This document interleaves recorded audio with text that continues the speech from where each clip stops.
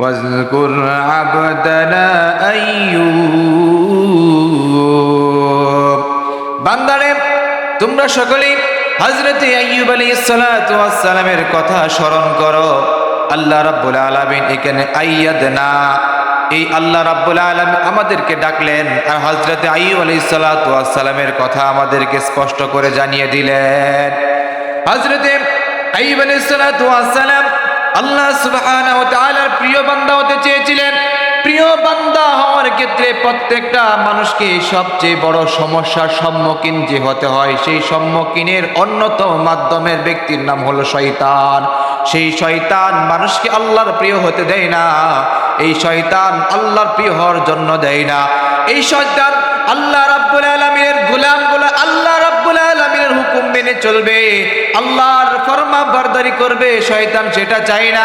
হযরত আইয়ুব আলাইহিস সালাতু ওয়াস সালাম এমন একজন মানুষ ছিলেন, যেই মানুষটা আল্লাহ রাব্বুল আলামিনের সবচেয়ে প্রিয় বুজুর্গ মানুষ ছিলেন, পছন্দের মানুষ ছিলেন। হযরত আইয়ুব মনে মনে ভাবলেন, আল্লাহ তাআলা, আমার তো ভয় হয় না জানি শয়তান তোমার সাথে আমার সম্পর্ক নষ্ট করে দেয়, আমার সাথে তোমার সম্পর্ককে নষ্ট করে দেয়। এই চিন্তা করতেন। এমন করতে করতে শয়তান বেচারা তো সবসময় সুযোগের অপেক্ষায় থাকে, ঠিক কিনা? শয়তান তো সুযোগের অপেক্ষায় থাকে। হযরতে আইয়ুব আলাইহিস সালাতু ওয়াস সালামকে আল্লাহ রাব্বুল আলামিন দুনিয়ার জমিনের ভিতরে ধন দৌলত, টাকা পয়সা, বাড়ি গাড়ি কোনো কিছুর অভাব রাখে নাই। আল্লাহ সুবহানাহু ওয়া তাআলা হযরতে আইয়ুব আলাইহিস সালাতু ওয়াস সালামকে সব দিয়েছিলেন। হযরতে আইয়ুব আলাইহিস সালাতু ওয়াস সালাম রাজা ছিলেন, বাদশাহ ছিলেন, তার চৌকর নৌকরের অভাব ছিল না। এমন একজন মানুষের নাম ছিল হযরতে আইয়ুব আলাইহিস সালাতু ওয়াস সালাম। সেই আইয়ুব আলাইহিস সালাতু ওয়াস সালাম, তার 4 জন স্ত্রী ছিল, 14 জন সন্তান ছিল। হযরতে আইয়ুব আলাইহিস সালাতু ওয়াস সালামকে আল্লাহ রাব্বুল আলামিন মহাগ্রন্থ কালামুল্লাহর ভিতরে আমাদেরকে তার ঘটনা কেন শোনাইলেন? সূরা 21 নম্বর সূরাতুল আম্বিয়ার 82 নম্বর আয়াতের ভিতরে আল্লাহ রাব্বুল আলামিন আমাদেরকে সুন্দর করে হযরতে আইয়ুব আলাইহিস সালাতু ওয়াস সালামের কথা জানিয়ে দিলেন। হযরতে আইয়ুব আলাইহিস সালাতু ওয়াস সালামের কথা এবার আল্লাহ রাব্বুল আলামিন ফেরেশতাদেরকে জানাইলেন, আমার একটা প্রিয় বান্দা আছে দুনিয়ার জমিনের ভিতরে, তার নাম আইয়ুব। সেই আইয়ুব আলাইহিস সালাতু ওয়াস সালাম আমার নিয়ামতের শুকরিয়া আদায় করেছে। আমি আল্লাহকে বড় ভালোবাসি আমি আল্লাহ রাব্বুল আলামিন আইয়ুবকে বড় ভালোবাসি। আল্লাহ রাব্বুল আলামিন যখন ফেরেশতাদের মধ্যে আলোচনা করতেছে, ফেরেশতারাও খুশি হয়ে যায়, আমার আল্লাহ রাব্বুল আলামিন খুশি হয়ে যায়। কিন্তু একজন খুশি হন নাই, তিনি হলেন ইবলিস, শয়তান। ঠিক না? ইবলিস নারাজ হয়ে যায়। আল্লাহ তাআলার কাছে সুযোগ খুঁজতেছেন, সুযোগ একটা পাইলেন। ডাক দিয়ে বলেন, আল্লাহ তাআলা, হযরতে আইয়ুব আলাইহিস সালাতু ওয়াস সালামকে তুমি সব দিয়েছো, আইয়ুবকে এমন কোন জিনিস তুমি বাকি রাখো নাই যে জন্য আইয়ুব তোমার নাশুকরিয়া করে নাই। তুমি তাকে সব দিয়েছো। তুমি যদি তাকে না দিতা কোনো কিছু, তাহলে আইয়ুব তোমাকে আল্লাহ হিসাবে মানতো না, তোমার শুকরিয়া আদায় করতো না। আল্লাহ রাব্বুল আলামিন শয়তানকে বলতে, কিরে শয়তান, তুই কি বলতে চাস? আল্লাহ, তুমি তো আইয়ুবকে সব দিয়েই দিলা, তো হ্যাঁ, না শুকরিয়া করার কোনো সুযোগ আছে? যদি না শুকরিয়া করতো, না থাকলে তো না শুকরিয়া করে, তার তো সবই আছে, তাহলে সে না শুকরিয়া করবে কেন করবে? আল্লাহ বলে, কি বলতে চাস? আল্লাহ তাআলা, তোমার আইয়ুবকে, তোমার যে প্রিয়, তোমার যে পছন্দের, এটা আমি বিশ্বাস করি না। প্রমাণ চাস? হ্যাঁ, প্রমাণ চাই। কি প্রমাণ? তো শয়তান বলে যে, আল্লাহ তাআলা, আমি যে তোমার আইয়ুব তোমার প্রিয় না, সেটা আমি প্রমাণ করব। কিভাবে করব? তুমি আমাকে সেই ক্ষমতা দাও, শক্তি দাও, আমি সেই ক্ষমতা বলে আইয়ুব যে তোমার প্রিয় বান্দা না, সেটা আমি তোমাকে প্রমাণ করেছি। আল্লাহকে কি চাস? আল্লাহ তো খেলা খেলে, ঠিক না? যা, তোকে সেই ক্ষমতা দিয়ে দিলাম। আল্লাহ রাব্বুল আলামিন শয়তানকে ক্ষমতা দিয়ে দিলেন। আইয়ুব আলাইহিস সালাতু ওয়াস সালামের এবার ক্ষতি করা শুরু করে দিলেন। সর্বপ্রথম আইয়ুব আলাইহিস সালাতু ওয়াস সালামের 100 উট বাহিনী ছিল, 100 উট ছিল। সেই রাখালগুলা যেই মাঠের ভিতরে উটগুলো চড়াইতেছিলেন, এমন একটা বিষাদর বাতাস আসলো। আসার সাথে সাথে 100 উটের পাল মুহূর্তের ভিতরে জমিনের ভিতরে পড়ে মারা যায়। কিছুক্ষণ পরে উটের রাখাল মন খারাপ করে চোখের মধ্যে পানি, অশ্রুসিক্ত পানি নিয়ে আইয়ুব আলাইহিস সালাতু ওয়াস সালামের কাছে সে হাজির হয়ে যায়। ডাক দিয়ে জিজ্ঞেস করলো, কি হলো, তোমার চোখে পানি কেন, তোমার মন খারাপ কেন? আল্লাহ রাব্বুল আলামিন কোন সমস্যা হইল নাকি বলো কিন্তু দেখি। হযরতে আল্লাহর পয়গম্বর হযরতে আইয়ুব আলাইহিস সালাতু ওয়াস সালাম বললেন, কি ব্যাপার, মন খারাপ কেন, কথা বলো, কি হয়েছে, না বললে আমি বুঝবো কেমনে? এবার বেচারা মন খারাপ করে কন্দনরত অবস্থায় আইয়ুব আলাইহিস সালাতু ওয়াস সালামকে ডাক দিয়ে বলেন, ওগো আল্লাহর পয়গম্বর, বড় দুঃখের বিষয় হলো, বড় মুসিবতের বিষয় হলো, হঠাৎ করে একটা বাতাস আসলো, আর বাতাস আসার সাথে সাথেই আপনার যে উট ছিল 100 উটের পাল মুহূর্তের মধ্যেই মরে যায়। 100 উটের পাল মুহূর্তের মধ্যে মরে গিয়েছে। হযরতে আইয়ুব আলাইহিস সালাতু ওয়াস সালামের কাছে যখন এই কথা শোনালো, আইয়ুব আলাইহিস সালাতু ওয়াস সালাম বললেন, তাতে মন ঘাবড়াবার কি আছে? যেই মালিক আমাকে 100 উট দিয়েছেন সেই মালিক 100 উট নিয়ে গিয়েছে, এতে করে তোমার আর আমার মন ঘাবড়ানোর কোনো কিছু নাই। এই উটের মালিক যিনি, সেই তিনি আমার যে কাজ করেন না কেন সেই কাজ তিনি বুঝে শুনেই করেন। এজন্য আল্লাহর মাল আল্লাহর কাছে চলে গিয়েছে, তোমার আর আমার ঘাবড়ানোর কোনো কারণ নাই। প্রথম পরীক্ষা, শয়তান তো ফেল। আইয়ুব আলাইহিস সালাতু ওয়াস সালাম A+ পেয়ে পাস করলেন। কি জানি কয়, গোল্ডেন A+ পেয়ে পাস করলেন। আল্লাহর কাছে আবার গেল, শয়তানকে ডাক দিয়ে আল্লাহ জিজ্ঞেস করে, কি রে শয়তান, কি ব্যাপার? আল্লাহ তাআলা 100 উট নিয়েছি, তোমার আইয়ুবকে তোমার নাশুকরিয়া করাতে পারি নাই, তাতে কি হয়েছে? আর একটু সুযোগ দাও। দিলাম, যা। এবার আবার চলে গেলেন। চলে যাওয়ার পরে হযরতে আইয়ুব আলাইহিস সালাতু ওয়াস সালামের 100 যে পাল ছিল ছাগলের পাল, সেই 100 ছাগলের পাল এবার আল্লাহ রাব্বুল আলামিন শয়তান কি করলো, আল্লাহর হুকুমে শয়তান কি করলো, বাতাসের ভিতরে বিষাক্ত বিষক্রিয়া ছেড়ে দিল। সেই বিষাক্ত বিষক্রিয়ায় 100 পালও চলে গেল, মুহূর্তের মধ্যে মারা পড়ে গেল। কিছুক্ষণ পরে আরেকজন ব্যক্তি এসে সংবাদ পৌঁছায়, আইয়ুবকে ডাক দিয়ে বলেন, ওগো আইয়ুব আলাইহিস সালাতু ওয়াস সালাম, দুঃসংবাদ শুনেন। কি দুঃসংবাদ? দুঃসংবাদ হলো, আপনার দীর্ঘদিন পর্যন্ত যেই ছাগলের পালগুলাকে আমি চড়াইতেছিলাম, সেই ছাগলের পালগুলা আজকে কিছুক্ষণ পূর্বে দেখতে পেলাম একটা বাতাস আসলো, সেই বাতাসের সাথে সাথে আপনার 100 ছাগল জমিনের ভিতরে পড়ে যায়, আর পড়ে যে কিছুক্ষণের মধ্যেই মারা যায়। আইয়ুব আলাইহিস সালাতু ওয়াস সালাম মন ঘাবড়ালেন না, চিন্তায় পড়লেন না, বিচলিত হলেন না। হযরতে আইয়ুব আলাইহিস সালাতু ওয়াস সালাম ওই রাখালকে ডাক দিয়ে বললেন, রাখাল রে, মন খারাপ করিস না, যে আল্লাহ রাব্বুল আলামিন ছাগল দিয়েছিলেন সেই আল্লাহ রাব্বুল আলামিন ছাগল নিয়ে গিয়েছেন। কাজেই যেই মালিকের ছাগল দিয়েছিলেন সেই মালিক ছাগল নিয়েছেন, এতে করে তোমার আর আমার মন ঘাবড়ানোর কোনো কারণ নাই, এটা কোনো বিপদ মুসিবত না। সুবহানাল্লাহ। হযরত আইয়ুব আলাইহিস সালাতু ওয়াস সালাম আবারও আল্লাহ রাব্বুল আলামিনের শুকরগুজার বান্দা হয়ে গেলেন। লা ইন শাকারতুম লা আযীদান্নাকুম ওয়া লা ইন কাফারতুম ইন্না আযাবি লাশাদীদ। আল্লাহ রাব্বুল আলামিনের বান্দারা যারা শুকরগুজার হবে, আল্লাহ রাব্বুল আলামিন বলেন, বান্দাদেরকে বিপদ আপদ মুসিবত দেওয়ার পরে যদি সেই বান্দারা কষ্ট পায়, বিপদ আপদ মুসিবতের শুকরিয়া আদায় করে, আমি আল্লাহ রাব্বুল আলামিন ওই বান্দার বিপদ আপদ মুসিবত শুধু দূর করে দেয় তা না, বরং ওই আল্লাহ রাব্বুল আলামিন তার চেয়ে যে নিয়ামত দিয়েছিলাম আমি আল্লাহ নিয়ামত বাড়াইয়া দেই। সুবহানাল্লাহ। হযরতে আইয়ুব আলাইহিস সালাতু ওয়াস সালাম এবার তিনার রাজত্ব ছিল, সেই রাজত্ব কিভাবে নষ্ট করা যায়, শয়তান বেচারা এবার সেই চিন্তায় পড়ে গেলেন। শুধু সেই চিন্তায় পড়ে গেলেন তা না, শয়তান বেচারা কেমনে আইয়ুবকে আল্লাহর কাছে হারানো যায় সেই চিন্তায় মুহূর্তের মধ্যে, সেকেন্ডের মধ্যে প্রতিটা সময় সে গন্তে গন্তে পার করতেছেন।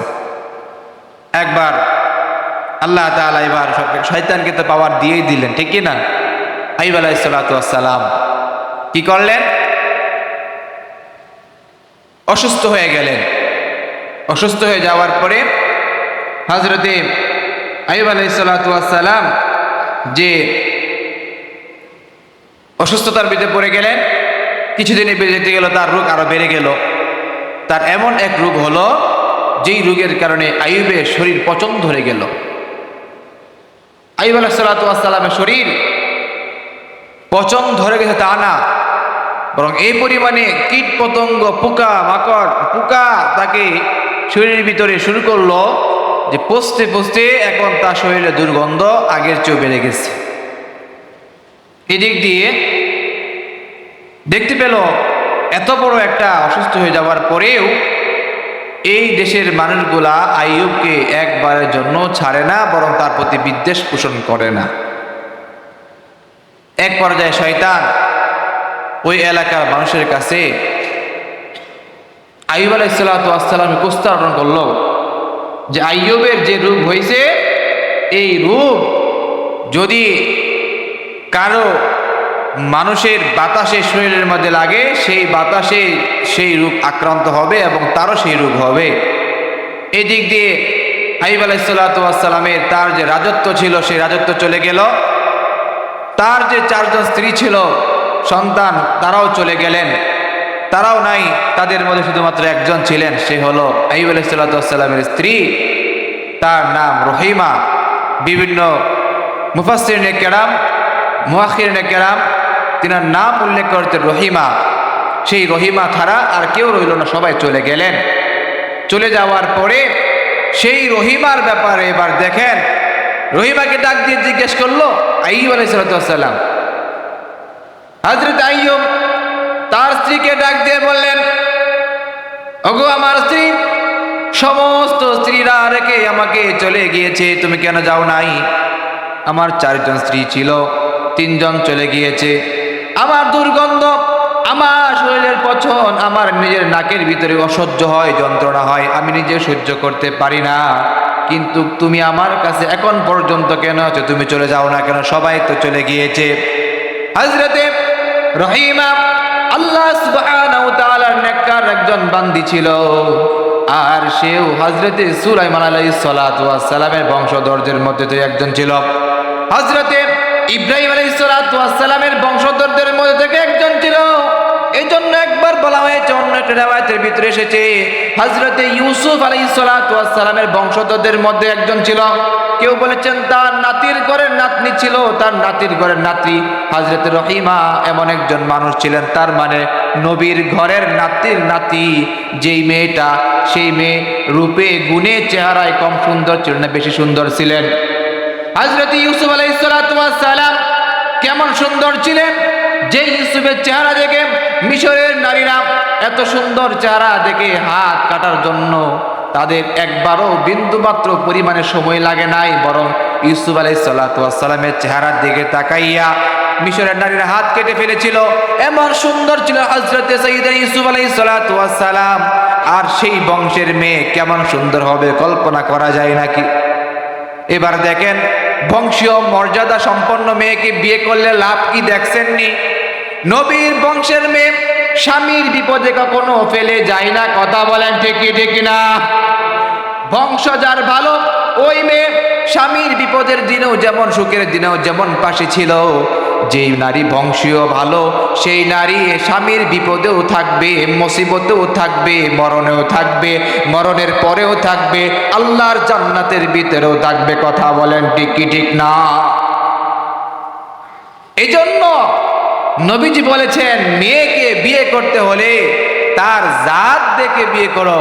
বাংলাতে একটা কথা আছে না, কি জানি কয়, নদীর পানি ঘোলাও বালা, জাতের মেয়ে কম না। জাতের মেয়ে কালো ভালো, নদীর পানি ঘোলাও ভালো। যদি সেই মেয়েটা ভালো বংশের মেয়ে হয়, সেই মেয়ে কখনো তার সময়ে বিপদে আপদে মুসিবতে স্ত্রীকে রেখে চলে যায় না। এখন তো সময় দেখা যায় স্ত্রীকে ভালো সময় রেখেই চলে যায়, ঠিক কি না? হযরত আইয়ুব আলাইহিস সালাতু ওয়াস সালাম না, আবার ভালো মেয়েও আছে, রহিমার মতো আছে না নাই? আবার মা বোনরা কবে যে হুজুরা খালি আমগোর কথা কইতেছে, দুর্নাম আমগোর ভালো কয় না। আরে না, রহিমার কথাই তো কইতেছি।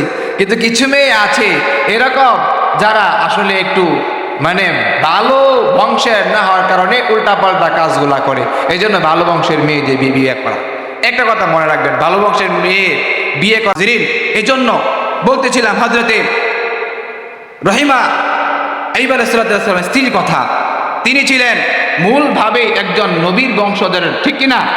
নবীর বংশের মেয়ে, শত বিপদ আপদ মুসিবত হলে কি স্বামীকে রেখে চলে যাওয়া যায়? হযরত আইয়ুব আলাইহিস সালাম তার স্ত্রীকে ডাক দিলেন, ডাক দিয়ে বললেন, সমস্ত মানুষ চলে গিয়েছে, আমাকে রেখে তুমি কেন চলে যাও না?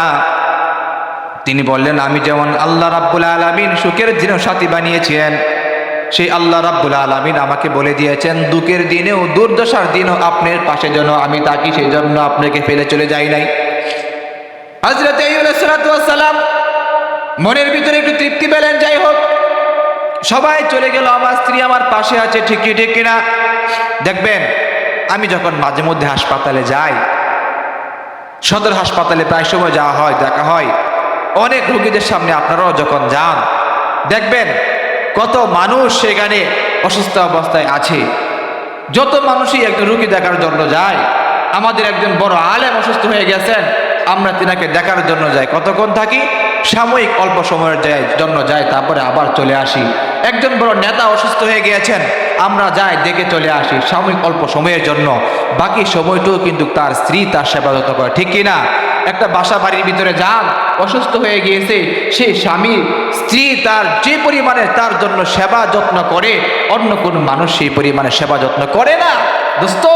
এই জন্য মা বাবার চেয়েও বেশি সেবা যত্ন করে একটা তার স্ত্রী, সেটা মানতে হবে। কারণ স্ত্রী দ্বারা যেটা হবে সেটা বাবা মার দ্বারা হবে না। আবার ঠিক একজন স্ত্রী যদি অসুস্থ হয়ে যায়, স্বামী যেভাবে তার স্ত্রীকে সেবা যত্ন করতে পারবে, অন্য তার বাবা মা এসেও সেভাবে সেবা যত্ন করতে পারবে না। আল্লাহ রাব্বুল আলামিন এই জন্যই বলে দিলেন যে ওয়াখালাকনাকুম আজওয়াজা, আমি তোমাদেরকে জোড়ায় জোড়ায় বানাইছি। প্রত্যেকের জোড়া আল্লাহ রাব্বুল আলামিন রেখে রাখছেন, তার জোড়া তার জন্য আসবেই। এই জন্য অপেক্ষা করতে হবে, আর না হয় যার জন্য আসে তো আসে, যারা এখনো আসে না তাদের জন্য আল্লাহ তাআলা পাঠাবেন ইনশাআল্লাহ। হযরতে আইয়ুব আলাইহিস সালাম এবার ঠাস করে গেলেন, শয়তান গেলেন, যাওয়ার পরে বলতেছে যে আল্লাহ তাআলা এবারও তো আমাকে আরেকটু পাওয়ার দিতে হবে। কি পাওয়ার? যে আমি আইয়ুবকে সর্বোচ্চ খারাপ বানাতে চাই, সর্বোচ্চ খারাপ বানাতে চাই সবার কাছে। আল্লাহ বললেন যাও, তোমাকে পাওয়ার দেওয়া হলো। এবার সবার কাছে এসে বললেন আইয়ুবকে এই এলাকা ছাড়া করে দাও, আর না হলে আইয়ুবের এই রোগের কারণে এই এলাকার সবাই রোগাক্রান্ত হয়ে যাবে। মুরব্বী শয়তান এসে সবাইকে জানিয়ে দিলেন। এলাকার মানুষ আইয়ুবকে নিজের এলাকা থেকে বের করে দিলেন। নিজের এলাকা থেকে যখন বের করে দেয়, পাশের এলাকায় গেলেন, পাশের এলাকার ভিতরে থাকার পরে পাশের এলাকার মানুষগুলোও তাকে বের করে দিলেন, অন্য এলাকায় চলে গেলেন, সেই জায়গার ভিতরেও হযরত আইয়ুব আলাইহিস সালামকে বের করে দিলেন। এদিক দিয়ে রহিমা কোথায় নিয়ে যাবে? হযরত রহিমা এবার আইয়ুব আলাইহিস সালামকে নিয়ে একটা জঙ্গলে চলে গেলেন। সেই জঙ্গলের ভিতরে হযরত আইয়ুব আলাইহিস সালামকে নিয়ে রহিমা এবার থাকতেছেন, সময় কাটতেছে, সময় যাচ্ছে, এবং করতে করতে দীর্ঘ 18টা বছর পর্যন্ত সেই জঙ্গলের ভিতরে রোগাক্রান্ত অবস্থায় হয়ে চলে যায়। হযরত আইয়ুবের 18 বছর পর্যন্ত রোগাক্রান্ত হয়ে যায়। সেই আইয়ুব আলাইহিস সালাম একদিনও একবারের জন্য আল্লাহর কাছে বলে না যে আল্লাহ আমার রোগকে ভালো করে দেন। একদিন হযরত রহিমা রাদিয়াল্লাহু তাআলা আনহা তার স্বামীকে ডাক দিয়ে বললেন, ওগো আমার স্বামী, আপনি তো আল্লাহর কাছে বলতে পারেন, আপনার এত বড় একটা মুসিবত, এত বড় একটা বিপদ, আপনি আল্লাহর কাছে বলেন, আল্লাহ যেন আপনাকে সুস্থ করে দেয়, ভালো করে দেয়। হযরত আইয়ুব কি উত্তরটা দিলেন শুনেন। হযরত আইয়ুব তখন ডাক দিয়ে বললেন, আল্লাহ রাব্বুল আলামিন দীর্ঘ 70 বছর পর্যন্ত আমাকে সুস্থ রেখেছেন, মাত্র 18 বছর হলো। এখনই যদি আমি আল্লাহর কাছে বলি আমি আল্লাহ আমাকে ভালো করে দাও, তার মানে আমি এখন পর্যন্ত আল্লাহ যেই পরিমাণ আমাকে সুস্থতা দিয়েছিল, নিয়ামত দিয়েছিল, সেই সুস্থতার নিয়ামত এর কিনা কানারাও আমি এখন পর্যন্ত যাইতে পারি না। আমি আল্লাহর কাছে বলবো না? আল্লাহ রাব্বুল আলামিন সব দেখতেছেন। আল্লাহ সব দেখেন কি দেখেন না? আল্লাহ সব দেখতেছেন। আল্লাহ রাব্বুল আলামিনের যখন মন খুশি হবে, মনে চাবেন, তখনই আমাকে এই বিপদ থেকে উদ্ধার করবেন। আর আল্লাহ রাব্বুল আলামিন তখনই আমাকে মুসিবত থেকে উদ্ধার করবেন। আর আমি আল্লাহ তাআলার কাছে এই আশাবাদী, আল্লাহ রাব্বুল আলামিন তিনি আমার জন্য উত্তম ফয়সালা করবেন। মুহতারাম হাজিরিন, ঘড়ির কাঁটা আমাদেরকে বলে দেয় হুজুর সামনে আগায়েন না। যদিও কোরআনে কারিমের যে সূরা আমরা আলোচনা শুরু করলাম, সূরাতে সাফের 44 নম্বর আয়াতের তাফসীর আমরা পড়তেছিলাম। এবার সূরা আম্বিয়ার 82 নম্বর আয়াত থেকে আলোচনা করতেছিলাম। এই আয়াতের ধারাবাহিক আলোচনা অনেক লম্বা একটা রুকু। ইনশাআল্লাহ আগামী জুমাতে এই বাকি যে ঘটনার সংক্ষিপ্ত আলোচনা আপনাদের সামনে শেষ করা হবে।